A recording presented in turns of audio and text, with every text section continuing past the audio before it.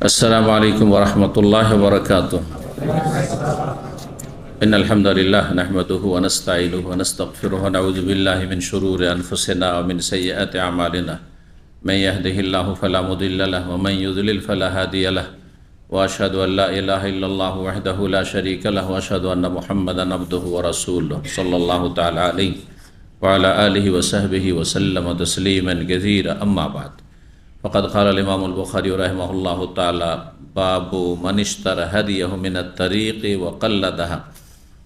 क़ाल हद्दसना Ibrahim Ibnul मुनज़िर क़ाल हद्दसना Abu दमरता क़ाल हद्दसना मूसा इब्न उक़बता अन नाफ़िइन क़ाल अरादा इब्नु उमर रज़ियल्लाहु अन्हुमा अल हज्ज आम हज्जतिल हरूरिय्यति फ़ी अहदि इब्न ज़ुबैर रज़ियल्लाहु अन्हुमा फ़क़ील लहु इन्नन्नास काइनुम बैनहुम क़िताल व नख़ाफ़ अन यसुद्दूक फ़क़ाल लक़द कान लकुम फ़ी रसूलिल्लाहि उस्वतुन हसना इज़न अस्नउ कमा सना उशहिदुक अन्नी क़द औजबतु उम्रतन हत्ता कान बिज़ाहिरिल बैदा क़ाल मा शानुल हज्ज वल उम्रति इल्ला वाहिद उशहिदुक अन्नी क़द जमअतु हज्जतन मा उम्रह व अहदा हदियन मुक़ल्लदन इश्तराहु हत्ता क़दिमा फ़ताफ़ बिल बैत वबिस्सफ़ा वलम यज़िद अला ज़ालिक वलम यहलिल मिन शैइन हरुमा मिन्हु हत्ता यौमिन नहरी फ़हलक़ा व नहरा वराअन क़द क़ज़ा तवाफ़हु लिल हज्ज वल उम्रति बितवाफ़िहिल अव्वल सुम्मा क़ाल कज़ालिका सनअ नबी सल्लल्लाहु अलैहि वसल्लम। सम्मानित भातृमंडলী, আল্লাহ রাব্বুল আলামিনের প্রশংসা এবং প্রিয় নবী সাল্লাল্লাহু আলাইহি সাল্লামের উপর সালাতু সালামের পর আজ জুমাবার 9 জিলকাদা 1445 হিজরি মোতাবেক 17 মে 2024 আমাদের ধারাবাহিক আলোচনা সহিহুল বুখারীর হজের পর্ব নম্বর 23। ইমাম বুখারীর হজের পর্বের অধ্যায় নম্বর 114 হাদিস নম্বর 1708 থেকে আজকে শুরু করব। বিষয়বস্তু বলছেন ইমাম বুখারী রাহিমাহুল্লাহ হাদি সম্পর্কে। আজকের আলোচনা হাদি কুরবানির পশু, হাজি সাহেবদের কুরবানির পশুর বিভিন্ন দিক নিয়ে। হাদি ক্রয় করা, হাদি জবাই করার স্থান, হাদি জবাই করার পদ্ধতি, দাঁড় করিয়ে না বসিয়ে, পা বেঁধে না খোলা অবস্থায়, ইত্যাদি ইত্যাদি সবগুলি আসবে। জি, আর তারপরে শেষ দিকে হাদির পশুর বা কুরবানির পশুর চামড়া যারা কসাইয়ের কাজ করবে, সব জায়গায় তো ফ্রি করে, গ্রাম অঞ্চলে অনেক সময় ফ্রি পাওয়া যায়, বেশিরভাগ তো দেখি ফ্রি পাওয়া যায়, আত্মীয় স্বজন আছে, কিন্তু পয়সা দিয়ে করতে হয় শহরে অথবা নিজের লোক না থাকলে। তো যদি কেউ কোরবানি বা হাদির পশুর চামড়া পারিশ্রমিক হিসাবে দেয় তো সেটি জায়েজ কিনা, এই সমস্ত বিষয়। আর কোরবানির পশুর চামড়া, আর কোরবানির পশুর উটের পিঠে যে আপনার যা কিছু থাকে সেটা আপনার তার আবরণ হোক, আর তার আপনার সিটের বসার জায়গা যেটা সিট সেটা হোক, যা কিছু হোক না কেন এগুলিও সাদকা করতে হবে। এই বিষয় নিয়ে ইনশাআল্লাহ তাআলা হাদিসগুলি আসবে। 114 নম্বর অধ্যায় বলছেন বাবু মান ইশতারা হাদিয়াহু মিনাত তারিক। এই অধ্যায় হচ্ছে কোনো ব্যক্তি নিজের বাড়ি থেকে কুরবানির পশু নিয়ে গেল না, আর মেনাতেও কিনলো না, রাস্তায় কিনলো, এটা কেমন? জায়েজ।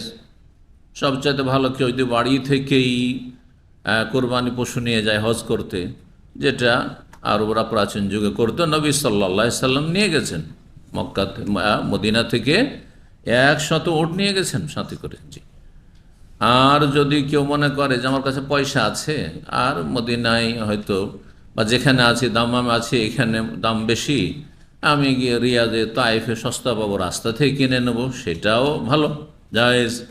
কেউ যদি মনে করে যে না আমি এসব ঝামেলাতে নেই, যেমন আজকালকার মানুষ, আমি মক্কা গিয়ে হজ করবো আর মিনার ময়দানে ওখানে যাব, কাউন্টারে গিয়ে, আজকাল কাউন্টার সিস্টেম হয়ে গেছে, গিয়ে ওখানে খরিদ করবো আর জবাই করব। এক সময় ছিল আমরা নিজেরাই জবাই করেছি, এখন আর নিজেরা জবাই করা যায় না, ভিতরে ঢোকাও যায় না। কিন্তু আপনি কাউন্টারে দাঁড়িয়ে থাকবেন আর জবাই করতে অর্ডার করলেন, পয়সা দিলেন, আর তারপর যদি বলেন যে আমার কোরবানির গোস্ত আমি নেবো, আপনাকে এখনও গোস্ত দিয়ে দেবে, জেনে রাখা ভালো। কেউ যদি ওইরকম আত্মীয় স্বজন আছে, বন্ধুবান্ধব আছে, ব্যাচেলার হোক ফ্যামিলি হোক, আর আপনি গোস্ত নিয়ে যাবেন, নিতে পারেন, সমস্যা নেই, গোস্ত নিতে পারেন। আর যদি বলেন যে না গোস্ত নেব না, পয়সা দিয়ে দিলেন।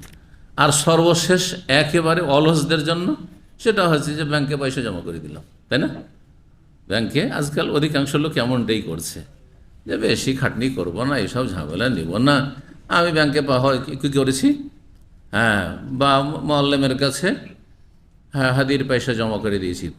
ব্যাংকে জমা করলে আপনি বিশ্বস্ত প্রতিষ্ঠানে জমা করলেন, কারণ তাদের আগে কোরবানির পশু যতটা কেনা থাকে ততটাই তারা পয়সা নেই। কিন্তু আপনি মোয়াল্লেমের কাছে জমা করলে শুধু পয়সা দিয়ে দিলেন, যারা বাইরে থেকে হাজিরা আসছেন আপনাদের আত্মীয় স্বজন, আর অনেক মোয়াল্লেম কিন্তু আমানত দেন না, অসৎ। 100টা কোরবানি কালেকশন করলো হাজিদের থেকে, 25-50টা জবাই করলো আর বাকিটা খেয়ে ফেললো। অথবা আপনার কাছে নিল কোরবানি একটার জন্য 400-500 রিয়াল করে, যাতে বড় ধরনের কোরবানির পশু পাওয়া যাবে, যেটা অন্তত 15 থেকে 20 কিলো 25 কিলো হইতে হবে, আর 200-250 টাকায় পাওয়া যায় 10 কিলো মার্কা, ওইগুলো জবাই করে দিল, হ্যাঁ, কোনো রকম ব্যাস, আর বাকি 250 টাকায় খেয়ে নিল, 200-250 লাভ করে নিল না। তাহলে আপনাকে এইরকম মোয়াল্লেমদেরকে পয়সা দেওয়া যথেষ্ট নয়। সাথে যান, ঠিক আছে মোয়াল্লেম, ঠিক আছে, আমি রাস্তাঘাট চিনি না, আমি কসাইখানে চিনি না, চলো আমাকে সাথে নিয়ে চলো, আমরা সবাই গিয়ে, সবাই যেতে পারবো না, আমরা 100 জনের কোরবানি করতে যাও, আমরা যাচ্ছি, 5 জন যাচ্ছে কোরবানি, আমরা দেখে আসবো যে কতটা কোরবানি আমাদের হইল, তাহলে আপনার কোরবানি আদায় হবে। আর আমি টাকা দিয়ে দিছি ব্যাস কোনো ব্যক্তিকে, মক্কায় আমার এক আত্মীয় থাকে, পরিচিত থাকে, তাদের টাকা দেয়। মক্কায় অনেকে এরকম ধর্ম ব্যবসা করে। সুতরাং এইভাবে অন্ধ হয়ে যাকে তাকে আপনি কোরবানি পয়সা দিয়ে দেবেন আর বলবেন যে কোরবানি আমার হয়ে গেছে, না, কোরবানি হয়নি। জি, সতর্ক সাবধানে কোরবানির স্তরগুলি বললাম। জি, তো এই অধ্যায় কি রয়েছে, কেউ যদি রাস্তা থেকে কোরবানির পশু ক্রয় করে আর তারপরে সেখানে মালা পরায়, কোরবানির পশু যদি হাজিদের কোরবানি হাদির পশু হয়, যেটাকে হাদি বলা হয়, তাহলে মালা পরানো সুন্নাত, ওয়াজিব নয়। মালা পরানো যাতে চেনা যায় যে এটা হচ্ছে কোরবানির পশু, যেটা রাস্তায় যাচ্ছে, কোথাও হারিয়ে গেলেও আশেপাশের লোক যারা দেখবে বুঝতে পারবে, ইত্যাদি বিভিন্ন কারণ। চোর যারা অসৎ তারা একটু ভয় পাবে যে এটা সাধারণ পশু নয়, এটা আল্লাহর সন্তুষ্টের জন্য ছেড়ে দেওয়া হয়েছে, নিয়ে যাওয়া হচ্ছিল, সুতরাং এটা চুরি করতে মুসলিম চোর ভয় পাবে। আমাদের যারা মুসলিম চোর ডাকাত, হ্যাঁ, যারা আলেম ওলামা, তাদের ছিনতাই এক সময় তো করতোই না, এখন কিন্তু আলেমদেরও ছিনতাই করে, দেখছেন না? এখন আলেমও বুঝে না এইসব জালেমরা, আলেমদেরও ছিনতাই করে, আলেমদের বাড়িও চুরি ডাকাতি করে। কিন্তু একসময় এত ভয় পেত। আমাদের ওস্তাদুল্ল একজন আলেম শাইখুল হাদিস ছিলেন, মাদ্রাসায় পড়াইতেন, তো ট্রেন রাত 12টায় গিয়ে স্টেশনে থামতো, আর সেখান থেকে নেমে হেঁটে যেতে লাগতো তাকে 1.5 ঘন্টা, এত দূরে, একবারে গ্রাম অঞ্চলে, পল্লী গ্রামে মাদ্রাসা। তো রাস্তায় যেত, আর রাস্তায় সব ওই ছিনতাইকারীরা বসে থাকতো, ডাকাত দল বসে থাকতো, যারাই যেত হাট বাজার থেকে ব্যবসায়িক, তাদের ছিনতাই করতো ওরা। মাগরিব একটু অন্ধকার হলে তাদের কাজ শুরু হয়ে গেল। এরকম ছিনতাইটা আমাদের দেশে অনেক বেশি ছিল আগে, এখনও আছে, এখন একটু কমেছে হয়তো, অভাবে স্বভাব নষ্ট বেশি ছিল। তো ওই মাওলানা নিজে গল্প করেছেন, এক সময় মদিনা থেকে পড়ে গেলাম, তখন আমার কলিগ হয়েছিল অনেক দিনের, তিনি রাহেমাহুল্লাহ কয়েক বছর আগে ইন্তেকাল করেছেন। তো তিনি গল্পগুলো শোনাইতেন, বলতে ওই ছিনতাইকারী ডাকাতরা আমাদেরকে বলতে, মৌলানা সাহেব আমাদেরকে বলে দিবেন, আমাদের দলবল কেউ যদি আপনাকে আক্রমণ করতে আসে, বলবেন আমি বড় মৌলানা আছি, অমুক মাদ্রাসার হেড মৌলানা আছি, তাহলে কেউ গায়ে হাত দিবেন। আর যদি বাই চান্স কেউ কিছু বলে, তো বলবেন যে ডাকাতদের হেড সে বলে রেখেছে, হ্যাঁ, শুধু বলবেন যে আমি অমুক, কে, আমি অমুক, তাহলে আর কেউ ছিনতাই করবে না। একটা সময় ছিল যে আলেম ওলামাদের চোর ডাকাত, হ্যাঁ, সন্ত্রাসীরা শ্রদ্ধা করতো। কিন্তু এখন ইমান মানুষের, হ্যাঁ, এত দুর্বল হয়েছে যে নিঃশেষ হয়ে গেছে ইমানে, আর কোনো শ্বাস টাস নেই, দম নেই, মানে যার ফলে সৎ অসৎ ভালো মন্দ সবার, হ্যাঁ, ডাকাতি ছিনতাই ইত্যাদি করে। আর আমানতে খেয়ানতে, এমনকি দাড়িওয়ালা, হ্যাঁ, নামাজি, আর দিন চর্চা করছে, তারপরও ভাই বন্ধু দিনী ভাই করে এইদিকে, আর ওদের টাকা পয়সা বেইমানি করে। জি, আল্লাহ হেফাজত করুক। পয়সার জন্য ইমান হারাবেন না। যারা পয়সার জন্য ইমান হারিয়ে দিচ্ছে, জান্নাত হারিয়ে দিচ্ছে, তাদের ইমান হচ্ছে কচুর পাতার পানির মতো, একটুতেই প্রচুর পানি পড়ে যায়। তো যে কথাটি বলছিলাম যে বাড়ির যে কোরবানি উযহিয়া, হাজী সাহেবদের কোরবানি নাই, বাড়ির কোরবানিকে মালা পরানো ওর কোনো দলিল নেই। সুতরাং এটাকে সুন্নত বলা যাবে না, এটাকে সুন্নত বলা যাবে না। যে আপনার বাড়িতে কোরবানি করবেন, এখানে দামামি অথবা দেশে কোরবানি করছেন আর খাসি বা গরু পুষে রেখেছেন অথবা কিনে রেখেছেন, আর বলছে এতে মালা পরাইতে হবে, আর এতে মেলা বেদাতও করে থাকে এর সাথে।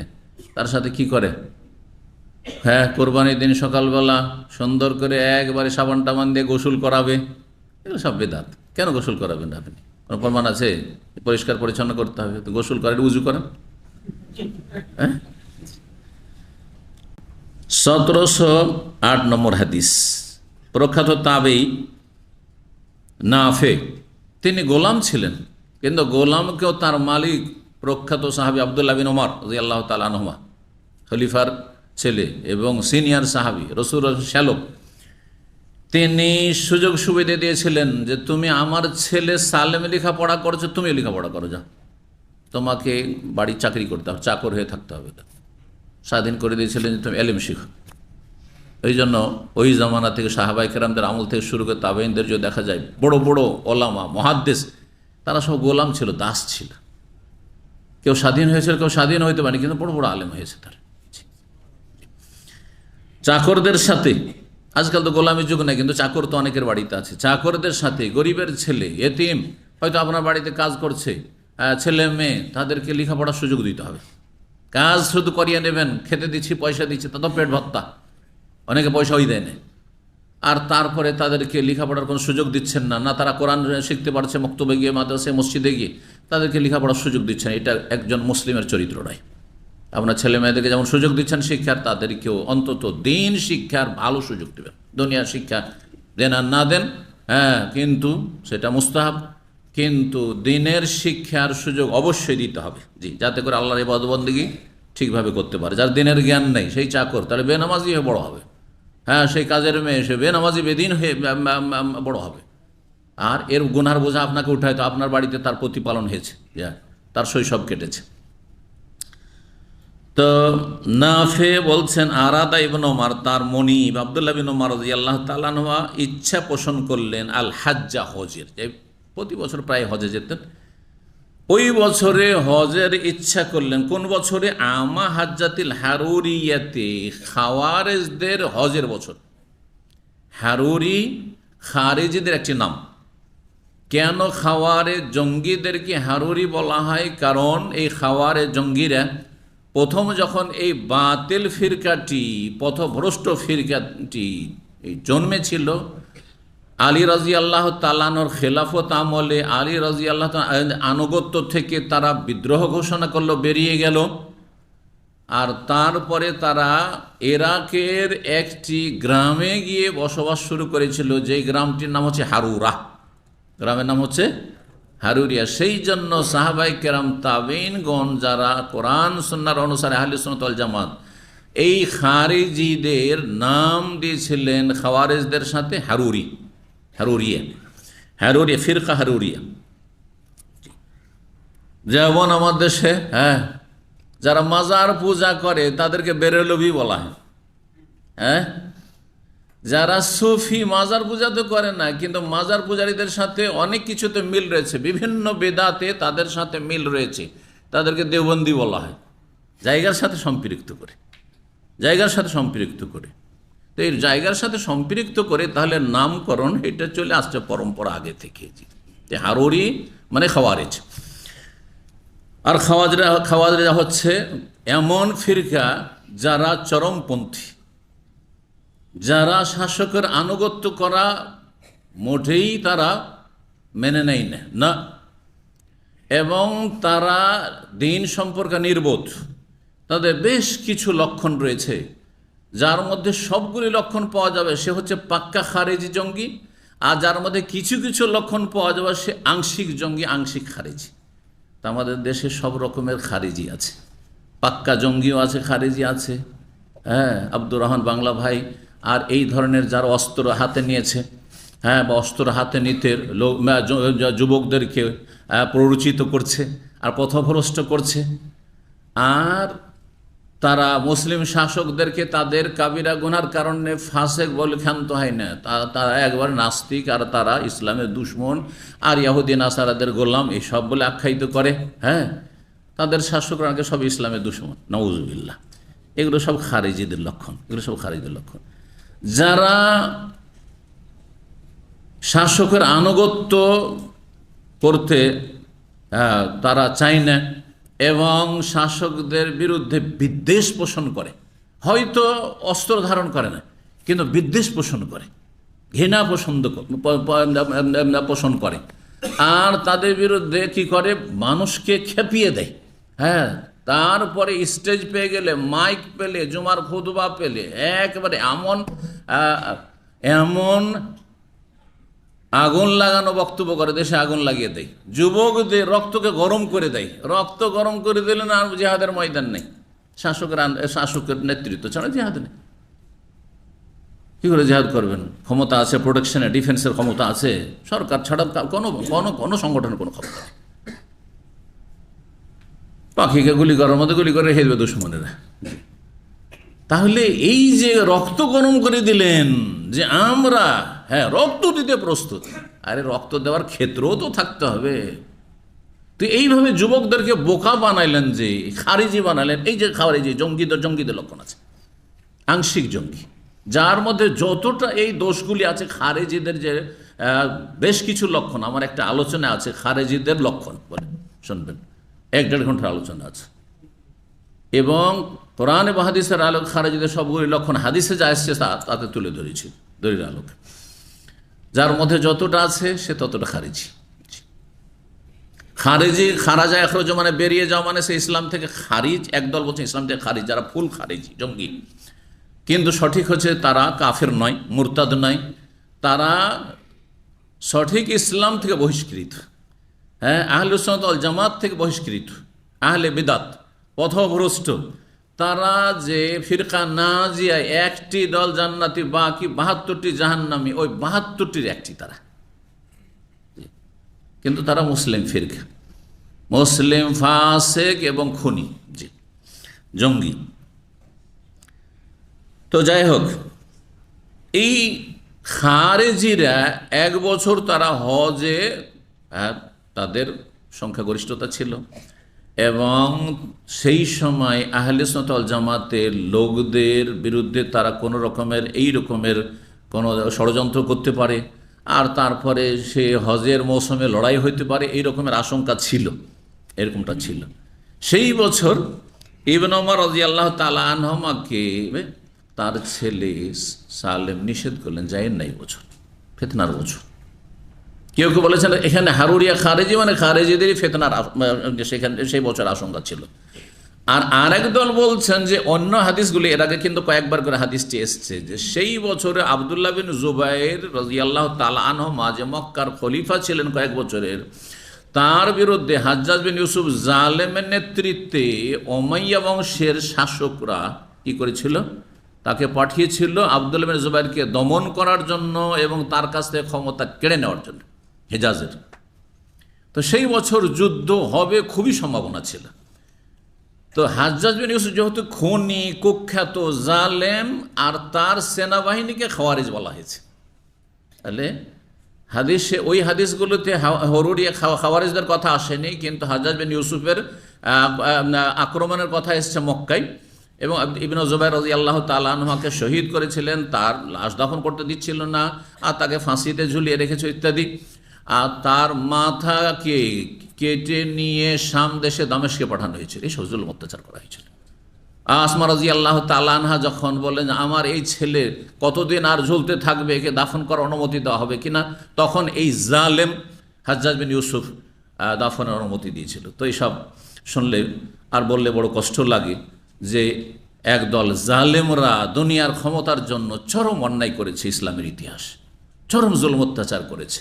তাদের বিচার আফজা ইলামা কাদ্দামা, আল্লাহ রাব্বুল কাছে হাসরের মাঠে আসামের কাঠগড়ায় হবে, যেটা হাসর মাঠে ভালো মানুষরা দেখতে পাবেন, দুনিয়ার মানুষ দেখবে। আল্লাহ রাব্বুল আলামিন যেন তাদের যে বিচার, ইনসাফের বিচার আমরা বলি আর না বলি অবশ্যই করবেন, আল্লাহ যেন সে বিচার করেন। জালেমদেরকে সতর্ক হচ্ছে, তাদের পরিণাম খুব ভালো নয়। ইন্নাহু লা ইফলিহুল জালিমুন, জালেম কখনো সফল না। জালেমের যতই দাপট চলুক না কেন কোনোদিন সফল না। জি, জুলুম করবেন না। মজলুম হওয়া ভালো, কিন্তু জালেম হওয়া ভালো না। যদি জুলমেরও শিকার হন, মার খান, কিন্তু যেন আপনার পক্ষে সীমা লঙ্ঘন না হয়। তবে মার খেয়ে যদি প্রতিশোধ নেন, এতটা পর্যন্ত জায়েজ আছে। প্রতিশোধ নিতে গিয়ে সীমা লঙ্ঘন করলে আপনি জালেম হইলেন। তো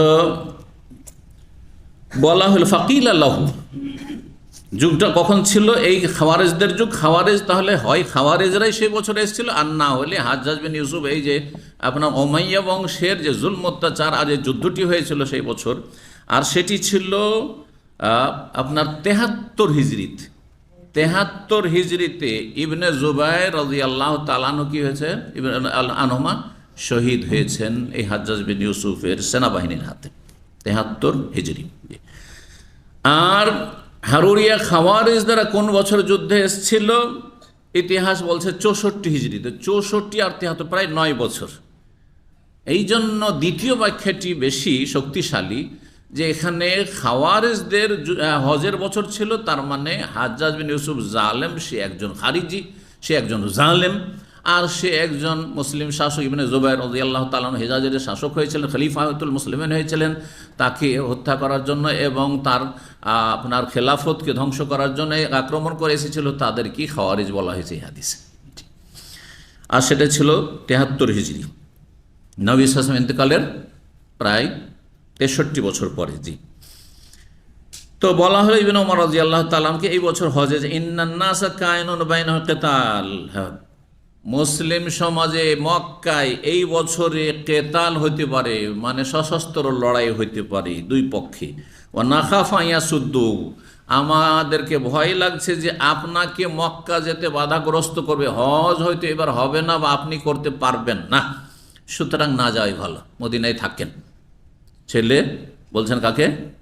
বাবাকে। আরও লোকেরা সব ফাঁকা আলা, তখন তিনি উত্তরে বলেছিলেন, আমি হজ ছাড়ব না। লাকাদ কানা লাকুম ফি রাসূলিল্লাহি উসওয়াতুন হাসানাহ, আল্লাহ বলছেন যে তোমাদের জন্য রাসূলুল্লাহ সাল্লাল্লাহু আলাইহি ওয়াসাল্লামের মধ্যে রয়েছে উত্তম আদর্শ। রাসূলুল্লাহ আদর্শ হুদায়বিয়ার ঘটনায় মওজুদ রয়েছে, যে আমরা আল্লাহর ঘর জিয়ারতে যাব, হজ বা উমরায়, আর রাস্তায় যদি কোনো জালেমে বাধাগ্রস্ত করে সেখানে হালাল হয়ে যাব, কারণ ইচ্ছা করে আমি এহরাম খুলিনি, আমাকে বাধ্য করা হয়েছে। জি, আর সেখান থেকে হালাল হয়ে চলে আসবো, হজের সব পেয়ে যাবো, উমরার সব পেয়ে যাবো। বলছেন সূরা আহজাবের আয়াত নম্বর 21 কথা বললাম, ইযান আসনাউ কামা সানা রাসূলুল্লাহ সাল্লাল্লাহু আলাইহি ওয়াসাল্লাম, আমি এমনটাই করব যেমনটা করেছেন রাসূলুল্লাহ সাল্লাল্লাহু আলাইহি ওয়াসাল্লাম। হুদায়বিয়াতে গেলেন, আর কুরবানির পশু সাথে ছিল, আর সাহাবায়ে কেরাম 1400 থেকে 1500 তাদের সংখ্যা ছিল সঙ্গী, তারা সবাই উমরায় যাচ্ছেন, সবাই ইহরামের অবস্থায় ছিলেন, আর তারা কোনো যুদ্ধ করতে যাননি। কিন্তু মক্কার কাফেররা যখন ঢুকতে দিল না, আর মোটেই এবছর আসতে দেব না, তাদের জিদ পূরণ করলো, আগামী বছর আসবে, 3 দিনের জন্য আসবে, এই সমস্ত হুদায়বিয়ার সন্ধির যে শর্তগুলি হইল, সেখান থেকে ফিরে আসলেন, কোরবানি পশুগুলি নিয়ে গেছিলেন, কি করেছিলেন? ওইখানেই জবাই। তাহলে যে যদি কারোর সাথে কোরবানি পশু থাকে, তাহলে সেখানে কি করে দিবে? জবাই করে দিয়ে হালাল হয়ে যাবে। এটাই করবো আমি, এই কথা বললেন ইবনে ওমর রাদিয়াল্লাহু আনহু। তারপরে বলছেন, উশহিদুকুম, তোমাদেরকে সাক্ষী রাখি, শোনো, আন্নী কাদ আওজাবতু উমরাতান, আমি উমরা নিজের ওপর আবশ্যক করে না, মানে উমরা নিয়ত করে ফেললাম, মানে হজের তামাত্তু করো, প্রথম নিয়ত করলেন, পরে চিন্তা করেন হজের তামাত্তু করে মাঝখানে হালাল হওয়া হয়, এটা না করে, আর যেহেতু এই বছরে ঝামেলারও আশঙ্কা রয়েছে, হজে কেরানি করিনি। তারপর একটু পরে বলছে হাত্তা কানা বাই জাহিরুল বাইদা, যখন বাইদার প্রান্তরে পৌঁছিলেন, বাইদা হচ্ছে জুলহুলাইফা মসজিদ থেকে এগিয়ে গিয়ে উঁচু এলাকা, জনহীন এলাকা, এবং গাছপালাও সেখানে নেই। যেই এলাকায় মাঠে গাছপালা না থাকে সেটাকে বাইদা বলা হয়। তখন সেখানে বলেন যে মা শানুল হজ্জ ওয়াল উমরাতি ইল্লা ওয়াহিদ, অর্থাৎ মিকাতে পৌঁছেছেন, আর এখান থেকে ইহরাম করে চলতে লাগবেন মক্কার উদ্দেশ্যে জুলহুলাইফা। বলছেন যে হজ উমরার অবস্থা তো একই রকম, দুটো বিধিবিধান এহরাম একই রকম, সুতরাং উশহিদুকুম, তোমাদেরকে সাক্ষী রাখছি, আন্নী জামাত হাজ্জাতান মা উমরা, আমি উমরার সাথে হজও একত্রিত করে নিলাম। তার মানে কোন হজ করলাম? হজে কেরানে দুটোকে একসাথে একত্রিত নিয়ত করা হয়। ও আহদা হাদিয়ান মুকাল্লাদান, এবং তিনি একটি হাদি ক্রয় করলেন, মুকাল্লাদান মালা পরানো, ইশতারাহু, যেটা রাস্তায় খরিদ করলেন, এখানে সংক্ষেপে রয়েছে ইশতারা, খরিদ করলেন, কিন্তু গত পর্বের হাদিসে এসেছে ইশতারাহু মিন কুদাইদ, কোদায়েদ নামক স্থান থেকে খরিদ করেছে। কোদায়েদ স্থানটি মক্কা থেকে 150 কিলোমিটার দূরে, মদিনা থেকে প্রায় তাহলে কত হয়ে যাবে, 250 কিলোমিটার দূরে। যে বর্তমান সাইনবোর্ডে খোলাইস এলাকা একটি রয়েছে, সেই এলাকায় অবস্থিত। বলছেন তারপরে হাদি নিয়ে মক্কা হাত্তা কাদেমা, মক্কায় আসলেন। ফাতাফা বিল বাইত ওয়াবিসাফা, বাইতুল্লাহর তওয়াফ করলেন, সাফা মারওয়া সাই করলেন। ওয়ালাম ইয়াজিদ আলা, আর কিছু করলেন না, মানে হালাল হলেন না, চুল কাটলেন না, কারণ হজ্জে কেরান যেহেতু করেছেন হালাল হতে পারছেন না। ওয়ালাম ইয়াহলিল মিন শাইইন, আর হালালও হইলেন না। জি, হারামা মিনহু, যা কিছু তারপর হারাম হয়েছে সেগুলিতে হালাল হইলেন না, অর্থাৎ তিনি ইহরাম খুললেন না। হাত্তা ইয়াউমিন নাহরে, কোরবানি ইয়াউমান নাহরেও পড়া যায় আর ইয়াউমিন নাহরে পড়া যেতে পারে। হারফে জার বললে ইয়াউমিন নাহরে হবে। কোরবানির দিন পর্যন্ত তিনি হালাল হলেন না। 10 তারিখে হালাল হবেন যারা হজ্জে কেরান করবেন একসাথে। ফাহালাকা, তারপরে 10 তারিখে মাথা মুন্ডন করলেন। ওয়া নাহার, আর কোরবানি করলেন। ওয়ারা, আর তারপরে তিনি মনে করলেন আন কাদা তাওয়াফাহু লিল হজ্জ ওয়াল উমরা বিতাওয়াফিল আউয়াল, প্রথম যে সাফা মারওয়ার সাই করেছি যখন প্রথম এসে মক্কা পৌঁছেছি, সেটা দিয়েই আমার কাজ হয়ে গেল। এখানে তাওয়াফ বলতে সাফা মারওয়ার তাওয়াফ, সাফা মারওয়ার একটি সাই যথেষ্ট। কোন ক্ষেত্রে? হজে কেরানের ক্ষেত্রে। এটা একাধিকবার বলেছি, আবার বলছি, এটা হচ্ছে সঠিক মত শাফি, মালিক, আহমদ এবং আহলুল হাদিসদের মত। পক্ষান্তরে হানাফি মযহাব হচ্ছে যে হজে তামাত্তু করলেও 2টা সাই ফরজ, আর হজে কেরান একসাথে করলেও 2টো সাই তাদের কাছে ফরজ, তাহলে অতিরিক্ত একটি সাই তাদের কাছে ফরজ রয়েছে। 115 নম্বর অধ্যায় বলছেন বাবু জাবহির রাজুলিল বাকারা আন নিসাইহি মিন গায়রি আমরিহিন্না। এই অধ্যায় হচ্ছে কোন পুরুষ ব্যক্তি যদি গাভী কোরবানি করে তার স্ত্রীদের পক্ষ থেকে তাদের নির্দেশ ছাড়া, অর্থাৎ কারো পক্ষ থেকে, এখানে মাসলা হচ্ছে কারো পক্ষ থেকে যদি কোরবানি করতে চান তো তাদেরকে কি জানাইতে হবে? জানানোর পরে তাদের অনুমতি নিতে হবে? না, জানানোর প্রয়োজন নেই, আর অনুমতি নেওয়ারও প্রয়োজন নেই। বিশেষ করে তাদের ভরণ পোষণ যদি আপনার দায়িত্বে থাকে, তাদের পক্ষ থেকে আর আপনি কোরবানি করবেন, তাদের হুকুম নেওয়ার কোনো প্রয়োজন নেই। বাপ মায়ের সাথে আছেন, আর বাপ মা সংসারে এখন তাদের ইনকাম সোর্স কিছু নেই, আর নিজের সম্পদ কিছু নেই, তাহলে বাপ মায়ের পক্ষ থেকে আপনি কোরবানি করছেন। নিজের কোরবানি হয়তো আলাদা করে বাপ মায়ের কোরবানি করছেন, অথবা আপনার কোরবানিতে বাপ মায়ের নিয়ত সামিল করছেন, যেটা সবচেয়ে। যদি একটি পশু করেন তাহলে নিজেকে, নিজের পরিবার এবং বাপ মা যদি আলাদা তাদের ইনকাম না থাকে বা সম্পদ না থাকে, তাহলে একটি কোরবানিতে সবার নিয়ত করবেন। সেটা আপনার বাড়ির কোরবানি হোক, বাড়ির কোরবানির ক্ষেত্রে বিশেষ করে, আর হাদির কোরবানি তো যেহেতু যার পক্ষতে হজ হচ্ছে। তো নবী সাল্লাল্লাহু আলাইহি বিবিগণ বিদায় হজের বেলা ছিলেন হজে। কয়জন ছিলেন? 9 জন একসাথে ছিলেন। বিদায় হজের বছর 9 জন ছিলেন। একটি গাভী জবাই করলেন স্ত্রীদের পক্ষ থেকে, তাদের হুকুম নেননি, তাদেরকে জানাননি, তাদের জানাও ছিল না যে আমাদের কুরবানি কি হচ্ছে। আর জানছেন যে স্বামী আছে, ওনার দায়িত্ব, ওনার ভরণ পোষণের দায়িত্ব, সুতরাং কোরবানি দেওয়া দায়িত্ব ওনার, উনি কোরবানি দিচ্ছেন। তো কোনো ব্যক্তি যদি কারো পক্ষ থেকে কোরবানি করে, জানানো জরুরি নয়, জানাতে পারে, নাও জানাতে পারে, অনুমতি নেওয়া কোনো জরুরি নয়। জি, 1700, এমনকি অপর ব্যক্তি কেউ যদি মনে করে আমি অমুককে খুব ভালোবাসি, তার পক্ষ থেকে একটা, এবার কি করব, কোরবানি করব, জানাইতে হবে। হ্যাঁ, যে শেখ আপনার পক্ষ থেকে একটা কোরবানি করছি, না, কোনো জরুরি নেই। কি আল্লাহ জানছে কার নিয়ত আপনি করেছেন, ওর কাছে পৌঁছে যাবে, ওর কাছে পৌঁছে যাবে, জি, ওর আমল নামে পৌঁছে যাবে, এবং আপনি যে খরচ করলেন আপনিও নাকি পেয়ে যাবেন ইনশাআল্লাহ। জি, তো 1709 নম্বর হাদিস, আমরা বিনতে আব্দুর রহমান তাবেঈ, বড় ফকিহ ছিলেন। তিনি বলছেন সামিআতু আয়েশা, মা আয়েশা রাদিয়াল্লাহু তাআলা বিশিষ্ট ছাত্রী ছিলেন। তিনি বলছেন আমি মা আয়েশা রাদিয়াল্লাহু তাআলার কাছে শুনেছি তাকুল বলতে, খারাজনা মা রাসূলিল্লাহ সাল্লাল্লাহু আলাইহি ওয়াসাল্লাম, রাসূলুল্লাহ সাল্লাল্লাহু আলাইহি ওয়াসাল্লাম বেরোইলাম মদিনা থেকে মক্কার উদ্দেশ্যে হজের বছর, বিদায় হজের বছর। লেখামসিন বাকিনা মিন জিলকাদা, যখন 5 দিন অবশিষ্ট ছিল জিলকাদা মাসের। আজকে জিলকাদা মাসের কয় তারিখ বললাম? 9 তারিখ। 5 দিন বাকি ছিল, তার মানে 25 তারিখ। জিলকাদার 25 তারিখে বেরোচ্ছেন। আর 5টা দিন বাকি আছে। লা নোরা ইল্লাল হজ, আমাদের উদ্দেশ্য হজ ছাড়া আর কিছু ছিল না। আমরা মনে মনে নিয়ত রেখেছি যে আমরা শুধু কিসের জন্য যাচ্ছি, হজ করতে যাচ্ছি, ওমরাতে নয়। কারণ হজ মৌসুমে ওমরা করা জাহিলি যুগে পরম্পরা, এটাকে বড় অপরাধের কাজ মনে করত। আর শরীয়তে এমন কোনো বৈধতার বিধানও আসেনি। তাহলে যেটা মগজে ঢুকে আছে আগে থেকে, যে বাপদাদা আমল থেকে যে তরিকা, সেটাই না করবেন। সুতরাং হজ মৌসুমে ওমরা করা যাবে না। যখন যাবে না, তো আমরা কি জন্য যাচ্ছি, শুধু হজ করার জন্য প্রথম। কিন্তু মক্কা পৌঁছার পরে আল্লাহর পক্ষ থেকে ওহী আসলো। কি ওহী আসলো? যে হজ মৌসুমে ওমরা করতে কোনো দোষ নেই। জাহেলি যুগের লোকেরা যেটা খুব অন্যায় কাজ মনে করতো, সেটা তাদের কুসংস্কার, ভ্রান্ত ধারণা, সেটা তাদের মন গড়া ধর্ম, তোমাদের বাপদাদাদের। সুতরাং সেটাকে ডিলিট করো, রহিত করো, হ্যাঁ, মগজ থেকে। আর তোমাদের মধ্যে এখন যাদের কাছে কুরবানির পশু নেই, তারা নিয়ত পরিবর্তন করে না হজ থেকে ওমরাই, আর হালাল হয়ে যাও, যেহেতু হালাল হতে বাধা নেই। আর 8 তারিখ পর্যন্ত হালাল হয়ে থাকো।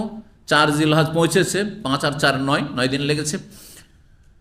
আর তারপরে হালাল হয়ে থেকে 8 তারিখে তখন হজের এহরাম বাঁধবে। আর যার কাছে কুরবানির পশু আছে রাসূলুল্লাহ সাল্লাল্লাহু আলাইহি ওয়াসাল্লামের মতো, যারা কুরবানির পশু সাথে করে নিয়ে এসছে, তারা হালাল হইতে পারবে না। তারা এহরাম অবস্থায় থাকা, তারা হজে কিরান করুক। তারা হজের যে নিয়ত ছিল তার সাথে ওমরাটাকে কি করে নিক, অ্যাড করে নিক। তাহলে এমন কোনো ব্যক্তিকে নবী সাল্লাল্লাহু আলাইহি ওয়াসাল্লাম ছেড়ে দেননি যে তুমি হজে ইফরাদ করো ওই বছরে। এটা বোঝা যাচ্ছে স্পষ্ট। হয় হজে তামাত্তু, আর না হলে হজে কিরান। কারণ হজে ইফরাদ 3 নম্বর। আপনাকে আল্লাহ সুযোগ দিয়েছেন একটা ওমরার নেকি করার, কেন আপনি নেকির ক্ষেত্রে এত অভক্তি, অনীহা? ঠিক ওই রকমই যেমন সুস্থ ব্যক্তি খোঁড়ার মতো সুস্থ থাকা সত্ত্বেও বসে বসে নফল পড়া আছে না দেশীয় তরিকায়। এসা পরে মসজিদেই ফরজ পড়লো তখনও সুস্থ, আর বেতর পর্যন্ত সুস্থ, আর যেমনই নফল পড়া শুরু করলো তখন খোঁড়া হয়ে গেল, হ্যাঁ, রুগী হয়ে গেল। সুস্থ ব্যক্তি যদি বসে নামাজ পড়ে তো কত নেকি পাবে? অর্ধেক নেকি পাবে। 2 পড়ে 1 পেলেন তো কত? তাহলে নেকির ওপর অনীহা। এত নেকির দরকার নেই, আমি 2 পড়বো, 1-এর নেকি দেবো, তাই না? কত ভালো মানুষ, কত ভালো কাজ করছেন আপনি, সবের কাজ করলেন আপনি। আরে নবী সাল্লাল্লাহু আলাইহি ওয়াসাল্লাম বসে বসে পড়েছেন কখন? কুমিল লাইলা ইল্লা কালিলা, অল্প সময় ঘুমাও আর বাকি সারা রাত তাহাজ্জুদ পড়ো। 3, 4, 5, 6, 7 ঘন্টা তাহাজ্জুদ। হ্যাঁ, 3 কোয়ালিটির তাহাজ্জুদ, 1/3 অংশ, 2/3 অংশ, আর না হলে অর্ধেক। এত লম্বা তাহাজ্জুদ পড়ার পরই তখন একটু বিশ্রামের প্রয়োজন রয়েছে। সুতরাং বেতরটা পড়ার পরে বসে বসে পড়েছেন। তো আপনিও যদি অন্তত 1 ঘন্টার তাহাজ্জুদ পড়েন, আর তারপরে মনে নবী সাল্লাল্লাহু তাহাজ্জুদের পরে আর বেতরের পরে বসে বসে 2 রাকাত নফল পড়েছেন, আমিও পড়বো, তাহলে সুন্নাত। কিন্তু আপনি মসজিদে বসে বসে আপনি খোঁড়ার মতো পড়ে, এটি সুন্নত নয়, এটি সুন্নত নয়। জি, তো বলছেন ফালামা দানানি মক্কা, যখন আমরা মক্কার কাছাকাছি হইলাম, আমার রাসূলুল্লাহ সাল্লাল্লাহু আলাইহি ওয়াসাল্লাম কাছে ওহী চলে এসেছে। তখন যে কথাটি বলছিলাম, নির্দেশ দিলেন মাল্লাম ইয়াকুন মাহাদিয়ুন, যার কাছে কুরবানির পশু নেই, ইজা তাফা, যখন বাইতুল্লাহ তাওয়াফ হয়ে যাবে, ওয়া সাবাইনা সাফা ওয়াল মারওয়া, সাফা মারওয়া সাই হয়ে যাবে, আইয়াহিল, হালাল হয়ে যাক, চুল কেটে ছোট করে হালাল হয়ে যাক। কালাত, মা আয়েশা বলছে, ফাদখিলা আলানা ইয়াউমান নাহরি বিলাহমে বাকার, তারপরে কুরবানির দিন আমাদের তাঁবুতে গরুর গোশত নিয়ে আসা হইল। লাহমে বাকার, গরুর গোশত। হঠাৎ করে নবী সাল্লাল্লাহু আলাইহি ওয়াসাল্লামের বিবিগণের যে খেমা, তাঁবু, কুরবানির দিন সেখানে মেনাতে গরুর গোশত নিয়ে আসা হয়েছে। ফাকুলতু, মা আয়েশা বলছেন, তখন যে নিয়ে আসলো তাকে জিজ্ঞেস করলাম, মা হাজা, এটা কোত্থেকে, কে দিল, কিসের গোশত? তখন ওই লোক বলছেন, নাহারা রাসূলুল্লাহ সাল্লাল্লাহু আলাইহি ওয়াসাল্লাম আন আজওয়াজিহি, রাসূলুল্লাহ সাল্লাল্লাহু আলাইহি ওয়াসাল্লাম জবাই করেছেন তার বিবিদের পক্ষ থেকে কুরবানি। কি কুরবানি ছিল? ওট ছিল না, ছিল কি? বাকার, গরু জবাই করেছেন। একটা গরু জবাই করেছেন, তাই না? একটা গরু জবাই করেছেন। আর বিবি কয়জন? 9 জন। 9 জনের পক্ষ থেকে হবে? হ্যাঁ, এটা একটা সংশয় হাদিসে, এটাকে ক্লিয়ার করে নেন, জি, কাজে আসবে। নবী সাল্লাল্লাহু আলাইহি ওয়াসাল্লাম 7 জন বিবির পক্ষ থেকে একটা গাই করেছেন, বাকি থাকে 2 জন, তাই না? 2 জনের পক্ষ থেকে ওলামারা বলেছেন যে 2টো ছাগল জবাই করেছেন, 2টো ছাগল জবাই করেছেন, তো হয়ে গেল।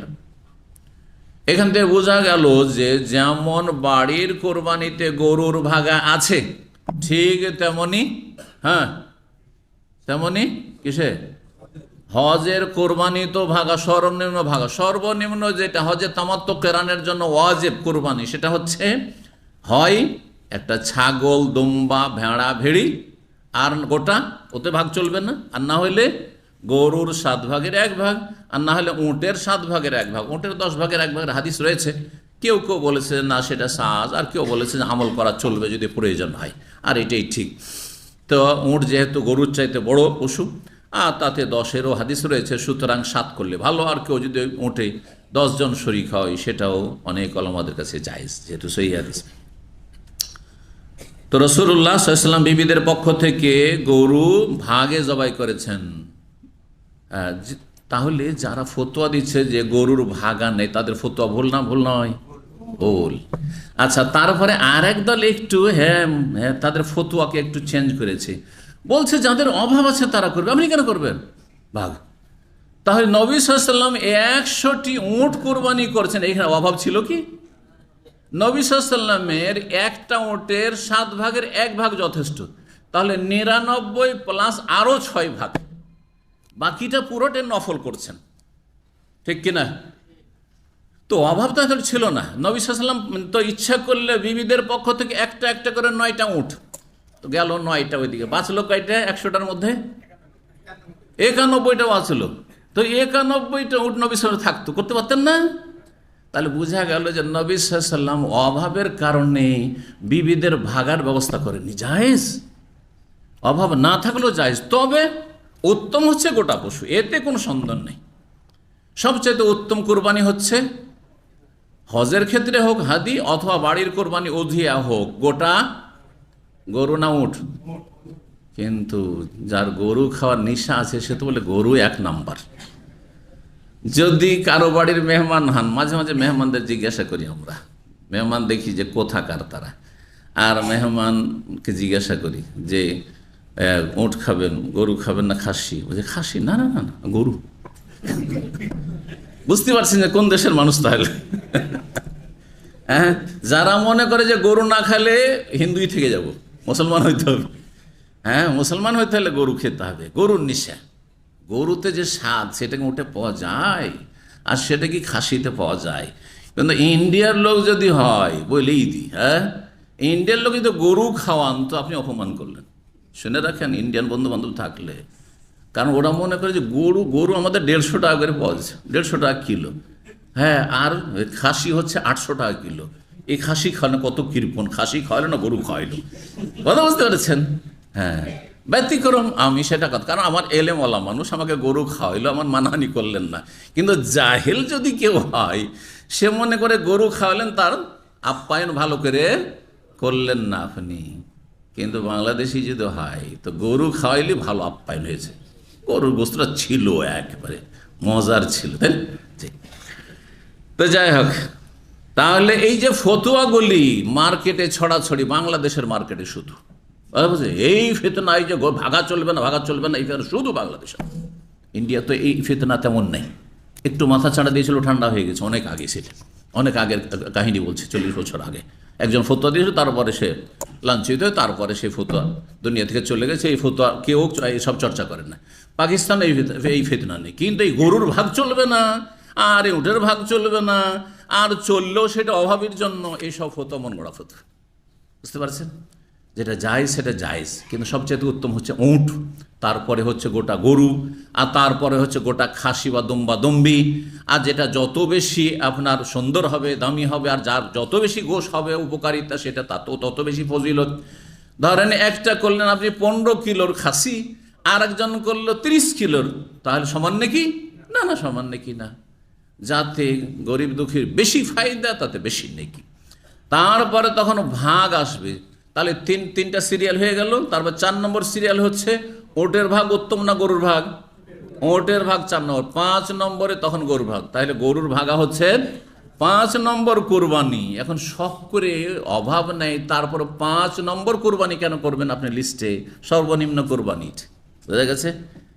একটা ছাগলের চাইতে কম নেকি হচ্ছে একটা ভাগে। জি, এই মশলাগুলো অবশ্যই জেনে রাখতে হবে।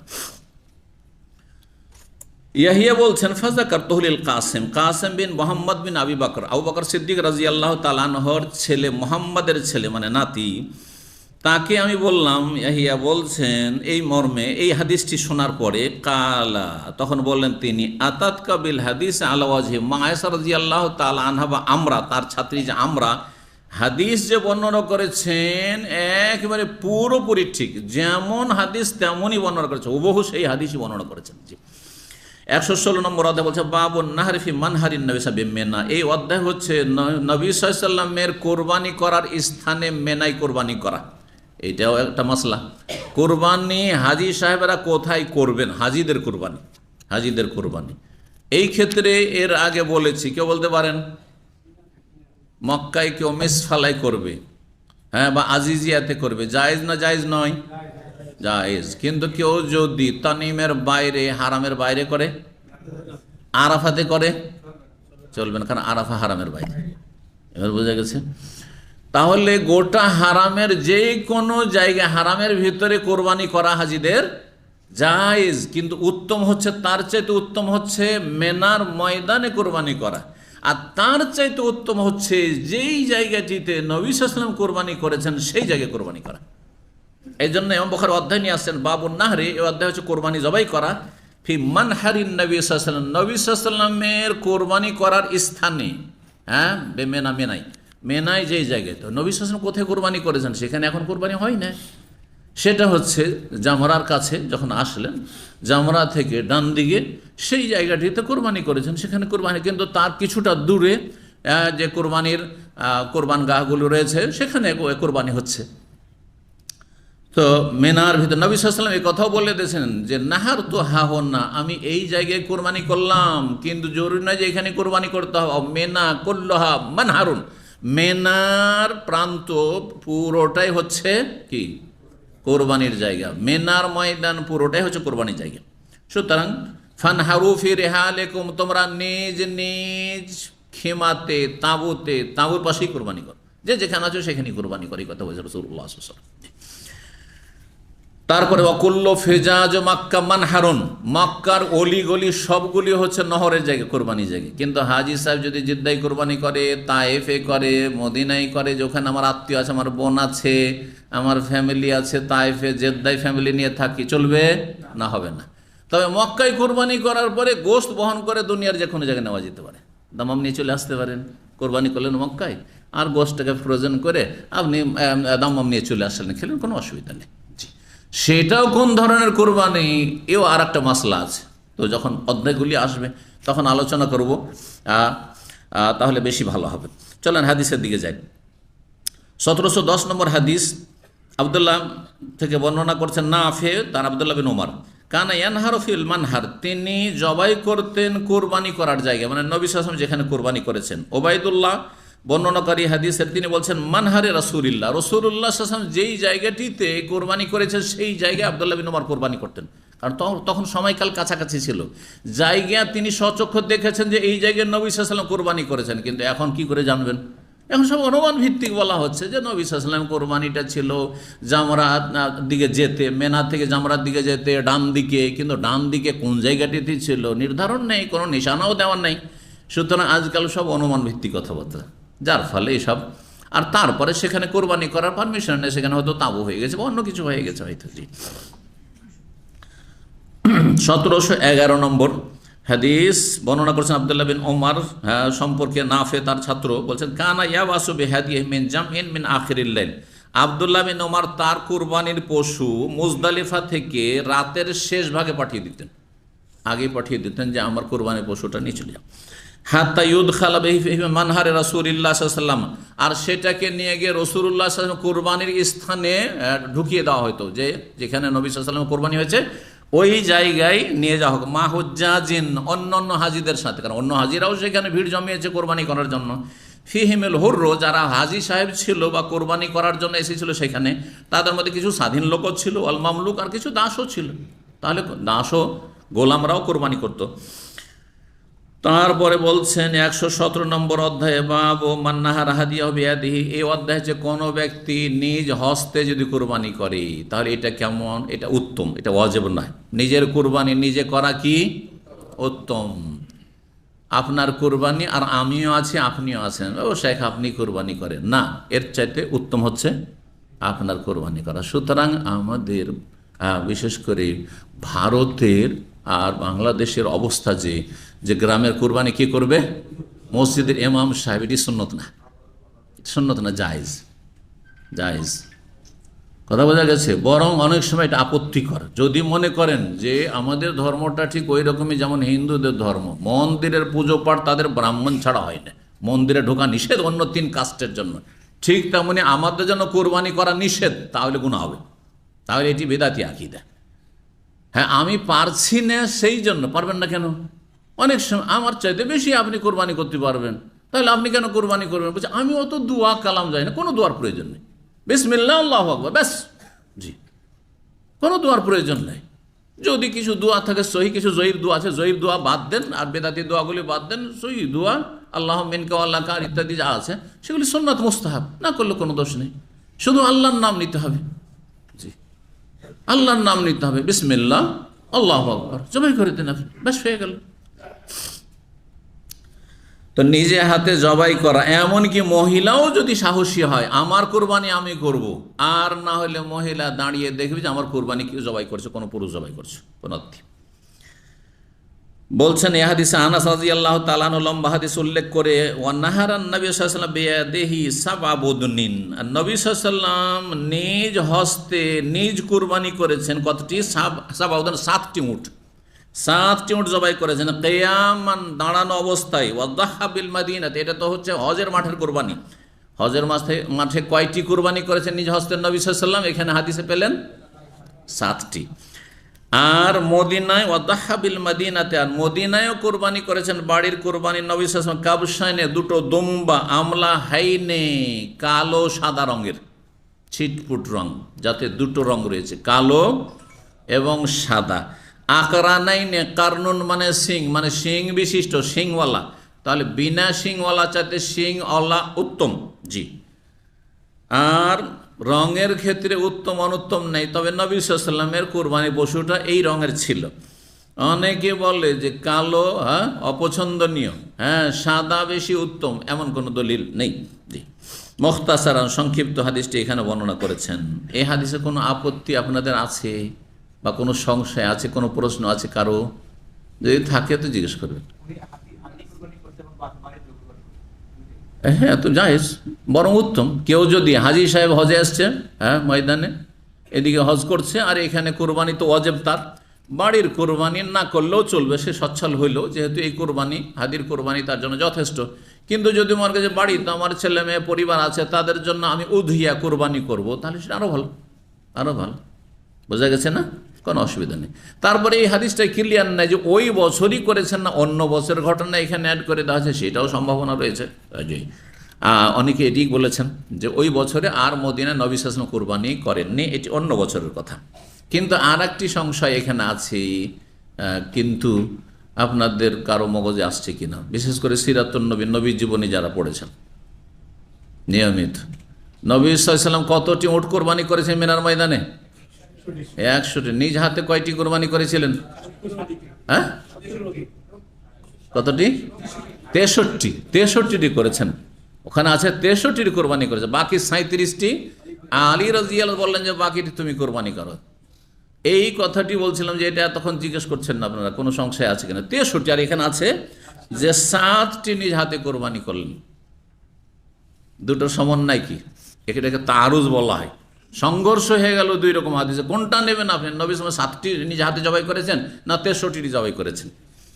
এই ক্ষেত্রে কয়েক রকম করে সমন্বয়ের কথা বলা হয়েছে। একদল বলছেন যে এই হাদিসটি বর্ণনা করেছেন আনাস, আনাস শুধু 7টি দেখেছেন, যা দেখেছেন তাই বয়ান করেছেন, যা দেখবে তা না বর্ণনা করবে, আর তারপরে বাকিটা আনাস দেখেননি, হয়তো সেখান থেকে অন্যদিকে কোথাও চলে গেছেন। আর ইবনে আব্বাস রাদিয়াল্লাহু তাআলা আনহু যখন বর্ণনা করেছেন তখন তিনি 63টি বর্ণনা করেছেন, কারণ 63টি করতে দেখেছেন নিজ হাতে নবী সাল্লাল্লাহু আলাইহি ওয়াসাল্লাম, জি। আর একটি সমন্বয় হচ্ছে যে নবী সাল্লাল্লাহু আলাইহি ওয়াসাল্লাম নিজ হস্তে 7টি করেছেন, এটা ঠিক আছে, একবারে সূক্ষ্ম 7টি একাই করেছেন। আর তারপরে 63 পর্যন্ত জবাই করতে গিয়ে আলীকে বললেন যে আলী, অস্ত্রটি তুমিও ধরো আমিও ধরি। একটা হাদিস এই মর্মে বর্ণনা করেছেন একজন কিন্দি সাহাবী, হারিস বিন কিন্দি বা এইরকম নামের সাহাবী। তিনি বলছেন যে নবী সাল্লাল্লাহু আলাইহি ওয়াসাল্লাম কোরবানিগুলি জবাই করলেন, তখন অস্ত্রের যে ছুরি বা ছোরা, এই ছুরির ওপর দিকটা নবী সাল্লাল্লাহু আলাইহি ওয়াসাল্লাম ধরলেন, আর নিচের দিকটা বললেন যে আলী তুমি ধরো, আর তারপরে আঘাত করা। তাহলে সমন্বয় হচ্ছে যে 7টি একাই জবাই করেছেন, আর বাকি 63 পর্যন্ত ওই দুইজন মিলে অস্ত্র ধরে জবাই করেছেন। সেই জন্য আনাস বলছেন যে নবী সাল্লাল্লাহু আলাইহি ওয়াসাল্লাম নিজ হস্তে 7টি করেছেন। তো কথা আপন জায়গায় কি আছে, ঠিক আছে। আর তারপরে যখন 63টি পুরা হয়ে গেল, তখন বললেন যে আর আমি অস্ত্র ধরবো না, আলী বাকিটা তুমি 37টা জবাই করে দাও। একটি রহস্যের কথা বলি, আর একটি হেকমতের কথা। নবী সাল্লাল্লাহু আলাইহি ওয়াসাল্লাম 63টি কেন নিজ হাতে জবাই করলেন? 70ও করতে পারতেন, 80টাও করতে পারতেন, 50টা করতেন, যে 50টা করলাম আমি, 50টা তুমি করো। কেন 63টি করলেন? এখান থেকে অনেকে একটি হেকমতের কথা বর্ণনা করেছেন যে নবী সাল্লাল্লাহু আলাইহি ওয়াসাল্লামের সেই বছর, হজের বছর, 63 বছর বয়স হয়ে যাচ্ছে। 63 বছর বয়স হয়ে যাচ্ছে। হজ থেকে ফিরে আসলেন রাসূলুল্লাহ সাল্লাল্লাহু আলাইহি ওয়াসাল্লাম জিলহজ মাসে, আর আসার পরে হইল মুহররম, তারপরে সফর মাসে অসুস্থ হইলেন, আর তারপরে রবিউল আউয়াল মাসে নবী সাল্লাল্লাহু আলাইহি ওয়াসাল্লাম ইন্তেকাল করলেন। সেটা 9 তারিখ হোক অথবা 12 তারিখ, 9 তারিখটা বেশি গবেষক আলেমরা প্রাধান্য দিয়েছেন, আর সেটি ছিল সোমবার আসলে। আর সোমবারটা তো নিশ্চিত সহিহ হাদিসে রয়েছে, সহিহ মুসলিমের হাদিসে। তো যাই হোক, রবিউল আউয়াল মাসে ইন্তেকাল হয়েছে। তো 63 বছর বয়সে ইঙ্গিত করে দিয়েছেন এই 63টি জবাইয়ের মাধ্যমে যে আমার বয়স 63 হয়ে গেছে, সুতরাং এটি হচ্ছে আমার শেষ বছর। এটা আমলের মাধ্যমে ইঙ্গিত করেছেন যে আমার সময় শেষ। আর তিনি তার বক্তব্যে খুতবাতেও তিনি ইঙ্গিত করে দিয়েছেন, নবী সাল্লাল্লাহু আলাইহি ওয়াসাল্লাম বারবার করে বলছিলেন মেনার ময়দানে, আরাফার ময়দানে, খুজু আন্নি মানাসিকাকুম, তোমরা আমার থেকে তোমাদের কুরবানির আর হজের মাসলা মাসাইল ভালো করে শিখে নাও, সরাসরি ডাইরেক্ট। ফাইন্নি লাআল্লি লাআলকাকুম বাদা আমি হাজা, হতে পারে আগামী বছরগুলিতে আর তোমাদের সাথে আমার সাক্ষাৎ হবে না। রাসূলুল্লাহ সাল্লাল্লাহু আলাইহি ওয়াসাল্লাম কথার দ্বারা ইঙ্গিত করে দিয়েছেন, আর এই জবাইয়ের আমল দ্বারা ইঙ্গিত করে দিয়েছেন যে আমাকে আল্লাহ হায়াত দিয়েছেন আমার 63 বছর, আর 63টি নিজ হাতে আমি পশু কুরবানি করলাম আল্লাহর সান্নিধ্য লাভের জন্য, আর এর মাধ্যমে আমার সময় শেষ হচ্ছে, সেটাও তোমাদেরকে ইঙ্গিত করে দিলাম। আল্লাহ তাআলা আ'লাম। জি, তো তারপরে চলা যাক 118 নম্বর অধ্যায়ে বলছেন বাবু নাহরিল ইবলি মুকাইয়াদাতান। এই অধ্যায় হচ্ছে উট জবাই করবেন পা বেঁধে। উট জবাই করার ক্ষেত্রে সুন্নত হচ্ছে কি করা, পা বেঁধে দেবেন, গলাতে রশি রাখবেন, আর জব্দ রাখবেন উটকে ছেড়ে দিয়ে। আর যদি এমনি ছাড়া অবস্থায় আছে, বাঁধাও নেই, মেরে দেন। যখন আঘাত লাগবে তখন একেবারে এমন ছুটা ছুটবে যে হতে পারে যে যারা জবাই করছে তাদের প্রাণ নাশ করবে। জি, তো যার ফলে বেঁধে উট জবাই করা, দাঁড়ানো অবস্থায় জবাই করা এবং বেঁধে জবাই করা দুটোই সুন্নাত। 1713 নম্বর হাদিস বর্ণনা করছেন জিয়াদ ইবনে জুবাইর কালা রাআইতু ইবনে উমর, আমি আব্দুল্লাহ বিন উমর রাদিয়াল্লাহু তাআলা আনহুকে দেখেছি, আতা আলা রাজুলিন, একজন ব্যক্তির কাছে আসলেন, তাদ আনাখা বাদানাতাহু ইয়ানহারুহা, সেই ব্যক্তি তার উটকে বসিয়ে দিয়ে জবাই করছে। উটকে বসিয়ে দিয়ে, উট বসে আছে আর এই ছোড়া মারছে। কালা, তখন বল ইবআসা কিয়ামান মুকাইয়াদাতান, একে দাঁড় করে দাও, উটটাকে কি করো, দাঁড় করে দাও। ইবআসা, বাসা মানে আল্লামা বাসাল বাইরা, মায়েশা রাদিয়াল্লাহু তাআলা বলছেন যখন হাড় হারিয়ে গেছিল, তখন হাড় পাওয়া গেল না, হয়েছে কি, মাঠে হাড়টা ছুটে পড়ে গেছে গলা থেকে, আর ওর ওপরে উটটা বসে গেছে। ওখানে বলেছে ফালাম বা আসনাল বাইরে, যখন উটটাকে আমরা দাঁড় করলাম। তাহলে বাসা মানে শুধু পাঠানো হয় না, বাসা মানে পাঠানো হয়, এটা প্রসিদ্ধ অর্থ, কিন্তু বাসা মানে দাঁড় করানো হয়। এই বাসা উঠিয়ে দাও, দাঁড় করে দাও উটটিকে, কিয়ামান মুকাইয়াদাতান, বাঁধা অবস্থায়, দাঁড়ানো অবস্থায় উঠিয়ে দিয়ে জবাই করো। সুন্নাতা মুহাম্মাদিন, মানে এটি হচ্ছে মুহাম্মদ সাল্লাল্লাহু আলাইহি ওয়াসাল্লামের সুন্নাত। জি, সুন্নাত। যদি অজেব নাই, কিন্তু তাতে কল্যাণ রয়েছে। 119 নম্বর অধ্যায় বাবু নাহারিল বুদনে কায়মাতান। এই অধ্যায় হচ্ছে উট জবাই করবেন দাঁড়ানো অবস্থায়, এটাই সুন্নাত। শুইয়ে দিয়ে জায়েজ, গরু ছাগল জবাইয়ের মতো, কিন্তু সুন্নত হচ্ছে, উত্তম হচ্ছে দাঁড়ানো অবস্থায় জবাই করা। ওয়াকাল ইবনে উমর, আব্দুল্লাহ ইবনে উমর বলছেন, সুন্নাতু মুহাম্মাদিন সাল্লাল্লাহু আলাইহি ওয়াসাল্লাম, মুহাম্মদ সাল্লাল্লাহু আলাইহি ওয়াসাল্লামের সুন্নত হচ্ছে দাঁড়ানো অবস্থায় উট জবাই করা। ইবনে আব্বাস রাদিয়াল্লাহু তাআলা আনহু বলছেন যে সূরা হজের আয়াত নম্বর 36-এ আল্লাহ বলছেন যে সাওয়াফা জবাই করার ক্ষেত্রে আল্লাহ রাব্বুল বলছেন যে সাওয়াফা সারিবদ্ধ, সাফফুন থেকে, সাফফুন মানে কাতার, সারিবদ্ধ উট দাঁড়ানো অবস্থায়, সাওয়াফার তাফসীর করে বলছেন কিয়ামান, দাঁড়ানো অবস্থায় উট জবাই করবে। 1714 নম্বর হাদিস আনাস রাদিয়াল্লাহু তাআলা আনহু বর্ণনা করেছেন, তিনি বলেছেন সাল্লাল্লাহু নবী সাল্লাল্লাহু আলাইহি ওয়াসাল্লাম যুহরা বিল মাদিনাত আরবান ওয়াল আসরা বিযুল হুলাইফা রাকাতাইন। রাসূলুল্লাহ সাল্লাল্লাহু আলাইহি ওয়াসাল্লাম যখন হজের সফরে বের হচ্ছিলেন 10ম হিজরিতে, তখন জোহর মদিনায় মসজিদে নববীতে 4 রাকাত পড়লেন, কারণ সে তখন তিনি বাড়িতে আছেন মুকিম অবস্থায়। ওয়াল আসরা বিযুল হুলাইফা, জুল হুলাইফা গিয়ে আসর পড়লেন 2 রাকাত, জুল হুলাইফা আসর পড়লেন 2 রাকাত।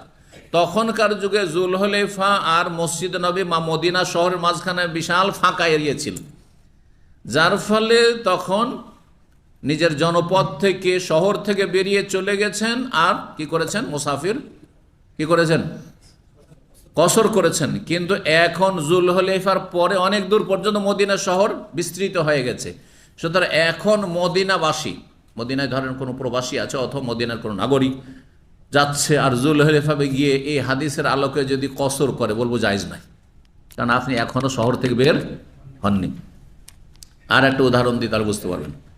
আজকে থেকে 25-26 বছর আগে যখন দাম্মাম আসি, তখন 71 আর 91 কয়েকটা বাড়ি মাত্র, ফাইসালেতে 2টো একটা ঘর হইতে লেগেছে, তারপর আর কিছুই নেই। মানে আল ফুরকান মসজিদ অন্দিকে দেখছেন, বিশাল মসজিদ না, ওই পর্যন্ত গেলে আর বাড়িঘর নেই। তাহলে আমরা আল ফুরকান বা পার হওয়ার চরপারে যে আপনার রোডটা আসছে, আবু হদিরা রোড বা খাফজি রোড বলে ওটাকে, সেই রোডের কাছে গিয়ে আমরা তখন কসর করতে পারতাম, কসর করা জায়েজ ছিল, কিন্তু এখন জায়েজ। তারপরে ওই জাহিয়া, তারপরে ওইদিকে আল ফুরসান, তারপরে ওইদিকে আরও মহল্লা চারিদিকে হয়ে গেছে, সুতরাং এখন কসর চলবে। এখন কসর করলে একবারে পুরো দাম্মামের বাড়ি ঘর শেষ করে গিয়ে, আর আপনার ওইদিকে যে আপনার রিয়াদ রোডে পেট্রোল পাম্প আছে, ফাঁকা মাঠে, সেইখানে গিয়ে কসর করতে পারবেন, তাহলে মাত্র কয়েক বছর ব্যবধানে। জি, সুতরাং শুধু হাদিসে আছে যে নবী সাল্লাল্লাহু আলাইহি ওয়াসাল্লাম যে এমনটা করেছেন, কিন্তু কোন প্রেক্ষাপটে করেছেন আর আপনার প্রেক্ষাপটটা কি, এটা বুঝতে হবে। এটার নাম ফিকহ, যে হাদিসটাকে বুঝতে হবে আপনাকে, দ্বীনের ফিকহ। মা ইউরিদুল্লাহু বিহি খায়রান ইউফাক্কিহু ফিদ্দীন। হ্যাঁ, আল্লাহ যার সাথে কল্যাণ ইচ্ছা করে তাকে দ্বীনের জ্ঞান দান করেন। ফিকহ বুঝতে হবে যে উদ্দেশ্যটা কি আপনার, জি, আর অবস্থাটা কি।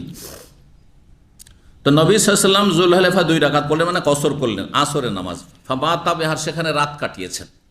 অনেকে মনে করে যে আসর পড়ে টান দিয়েছেন, কিসের জন্য, হজ করার জন্য, না, রাত কাটিয়েছেন সেখানে, স্পষ্ট হাদিস। ফাল্লামা আসবাহা, সকাল হলো, তাহলে রাত কাটালেন, মাগরিব পড়লেন, এশা পড়লেন, এশা কসর করলেন, ফজর পড়লেন, আর তারপরে সকালবেলা বেরিয়েছেন। সকাল যখন হইল, রাকে বা রাহেলা তাহু, বাহনের ওপরে চাপলেন। ফাজাআলা ইউহাল্লিলু ওয়া ইউসাব্বিহু, তারপরে লা ইলাহা ইল্লাল্লাহ আর তসবিহ সুবহানাল্লাহ এসব পড়তে লাগলেন। জি, ফালাম্মা আলা আলাল বাইদা, যখন বাইদা নামক উঁচু জায়গায়, জুলহলেফার নিচু জায়গায় আছে, তার পাশে যে উঁচু জায়গা, সেখানে যখন উঠলেন আর বাহন চলতে শুরু করলো, লাব্বা বেহেমা জামিয়ান, তখন হজ উমরা দুটোকে একসাথে নিয়ে তালবিয়া পাঠ করলেন। একসাথে নিয়ে প্রথমে ছিল না, কিন্তু এখানে বর্ণনাকারী শেষ পরিণামটা বর্ণনা করেছেন। নবী সাল্লাল্লাহু আলাইহি ওয়াসাল্লাম হজটা কি ছিল, হজে কেরান ছিল, সেই জন্য। ফালাম্মা দাখালা মাক্কাতা, যখন মক্কা প্রবেশ করলেন, আমারাহুম, তাদেরকে নির্দেশ দিন, আই আহিল্লু, হালাল হয়ে যাও যাদের কাছে কুরবানি পশু নেই। ওয়া নাহারান নবী সাল্লাল্লাহু আলাইহি ওয়াসাল্লাম বিয়াদিহি সাবআ বুদুন কিয়ামান, নবী সাল্লাল্লাহু আলাইহি ওয়াসাল্লাম 7টি কুরবানি জবাই করেছিলেন দাঁড়ানো অবস্থায়। কোন কুরবানি? বদন মানে উট, উটের কুরবানি। ওয়াদাহা বিল মাদিনাতে, মদিনাতে তিনি ঈদের দিনের কুরবানি করেছেন। কাবশানে, 2টো দুম্বা, আমলা হাইনে, কালো সাদা রঙের, আকরা নাইনে, শিং বিশিষ্ট। 1715 নম্বর হাদিস আনাস রাদিয়াল্লাহু তাআলা বর্ণনা করছেন, সাল্লাল্লাহু আলাইহি ওয়াসাল্লাম যোহরা বিল মাদিনাতে আরবান, ওই হাদিসটি, নবী সাল্লাল্লাহু যোহর পড়েছেন মদিনায় 4 রাকাত, আসর জুলহলেফা 2 রাকাত পড়েছেন, আর তারপরে বর্ণনা করছেন আনাস, তারপরে রাত কাটিয়েছেন হাত্তা আসবাহা, আর সকাল হলো, তারপরে ফজরের নামাজ পড়লেন। সুম্মা রাকিবা রাহেল, বাহনে চাপলেন, হাত্তা ইস্তাওয়াত বিহিল বাইদা, বাইদা নামক স্থানে যখন তিনি গমন করলেন, আহাল্লা বে উমরাতিন ওয়া হাজ্জাতিন, উমরা হজ দুটোকে একসাথে নিয়ে চলতে লাগলেন। শেষ অবস্থাটা বর্ণনা করেছে বর্ণনাকারী আনাস রাদিয়াল্লাহু তাআলা, যে নবী সাল্লাল্লাহু আলাইহি ওয়াসাল্লাম হজ যেহেতু হজ্জে কিরান ছিল। 120 নম্বর অধ্যায়ে বলছেন, বাবুন, এই অধ্যায় হচ্ছে লা ইউতিল জাজ্জারা মিনাল হাদিয়ে শাইআন, কুরবানির পশুর কোনো কিছু কসাইকে দিতে পারবেন না, আপনি পারিশ্রমিক হিসাবে দিতে পারবেন না, পারিশ্রমিক হিসাবে দিতে পারবেন। হাদিয়া হিসাবে দিলে হাদিয়া ওর মতো অন্য লোককে যতটা দিচ্ছেন ততটাই দিতে পারেন, তার বেশি দিলে আপনি বলেন আর না বলেন সেটা পারিশ্রমিক। আমার কথাটা বুঝছেন না? বুঝছেন না? ধরেন গ্রামের লোককে আপনি, আমাদের দেশে তো 2-3 পিস করে গোস্ত দেয়, আচ্ছা বেশি করে বললাম, গ্রামের লোককে সবকে আধা কিলো করে দিচ্ছেন, ঠিক আছে, বা 1 কিলো করে দিচ্ছেন। বলছে যে এটা গ্রামের লোক যারা সচ্ছল তাদেরকে আমার কোরবানির গোস্ত খাওয়ার, গরিবদেরকে একটু বেশি দিচ্ছেন, ধরেন 2 কিলো 5 কিলো দিচ্ছেন, ঠিক আছে না? আর আপনি কসাইকে দিচ্ছেন, আপনি গ্রামের সবাইকে দিচ্ছেন আধা কিলো, আর কসাইকে দিচ্ছেন 1 কিলো বা 2 কিলো। যদি আপনাদের জিজ্ঞাসা করে কেন কসাইকে দিচ্ছেন, পারিশ্রমিক দেওয়া যায় না, বলে পারিশ্রমিক না, তাকে আমি হাদিয়া দিচ্ছি। তো হাদিয়া বেশি কেন? হাদিয়া বেশি মানে ইনডাইরেক্ট তাকে পারিশ্রমিক দিচ্ছেন, যে আগামী বছরে যাতে করে এই বেশি হাদিয়া পেয়ে আগ্রহের সাথে আমার কোরবানি করতে আসে, তাই এটা পারিশ্রমিক হয়ে গেল না। হাদিয়া দেবেন, অন্যদেরকে যা দেবেন ততটাই দিতে পার, তার বেশি দিতে পারবেন না। আশা করি বুঝতে পারছেন।